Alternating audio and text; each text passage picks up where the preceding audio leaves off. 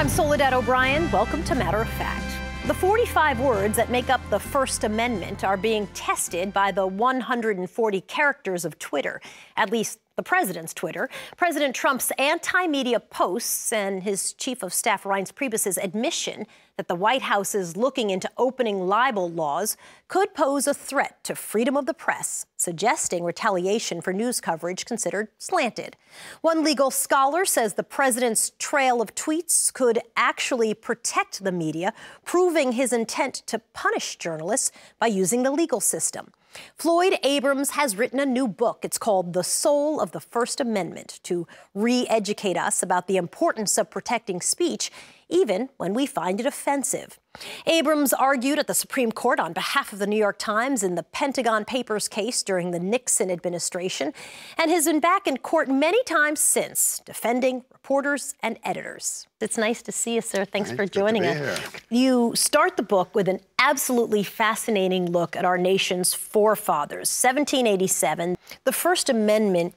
They went back and forth on the phrasing. Originally, they talked about sort of the people's right, and eventually it shifted to what Congress couldn't do. Exactly. Why does the nuance matter? It matters because the language that we wound up with, exactly what you're saying, Congress shall make no law. Congress later became the president also, and the states also. But it became a clear ban, a bar, a limitation on government, which is the stuff of law. I mean, the First Amendment is a law. It's not a poem. It's not a aspirational. It's not just a hope for the future. And if you phrase it the other way, if you say the people shouldn't be denied their rights, it sounds as if what you're saying, wouldn't that be a good idea? And so they deliberately made it stronger by making it narrower. Congress shall make no law abridging the freedom of speech or of the press. And yet we're constantly going back and forth about whether or not something is protected by the First Amendment for something that was supposed to be kind of strong. Do you worry about President Trump, who has made his distaste for both journalists and the First Amendment pretty clear? Well, yes, I am worried about it. I think that some of the areas he's talked about, he really can't and won't be able to get into, like libel law. He has said he wants to loosen the libel law.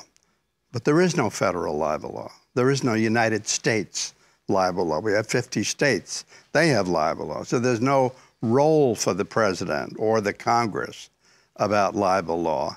And, of course, it's the First Amendment, which protects against the state libel laws so as to make it really hard for a president or a public official or a public figure to win a libel case purposely.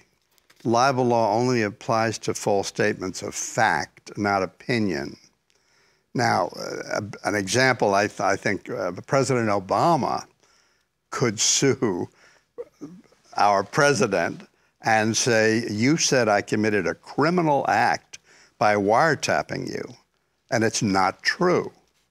I mean, that's a lawsuit. So the former president could sue the current president for libel. Wouldn't that be a great lawsuit? Wow, wow. Constitutional scholars be going crazy over that. Let's talk about protests on college campuses. The most recent one is the Ann Coulter supposed to speak at Berkeley, and it sort of became this big free speech debate. People, even though she never spoke and she withdrew, protesters made it clear, and I'm roughly paraphrasing, that, you know, she's conservative and she doesn't deserve to speak here. Problematic because Berkeley obviously is a public university. Right. Public university and therefore subject to the First Amendment. I mean, we treat public universities as if they were the Congress. And so if a public university treats her differently because she's conservative or because she's outrageous, there could be a lawsuit. So if somebody has a right to free speech, and we know that people who are protesting, that's also a type of free speech, so they have a right to protest. Where's the line? I mean, right? They both have a right. They do both have a right, and they have a right to heckle. What they don't have a right is to shut people up. What they don't have a right is to be so loud or so continuing or so threatening that the speech simply can't go on. And unfortunately, that is what's happened too often on college campuses around America. I mean, we can't just say, look, these college students don't know what they're doing. We have to teach them in junior high school and high school. We do need civics courses. We do need a lesson in American liberty on a continuing basis from the time people are kids.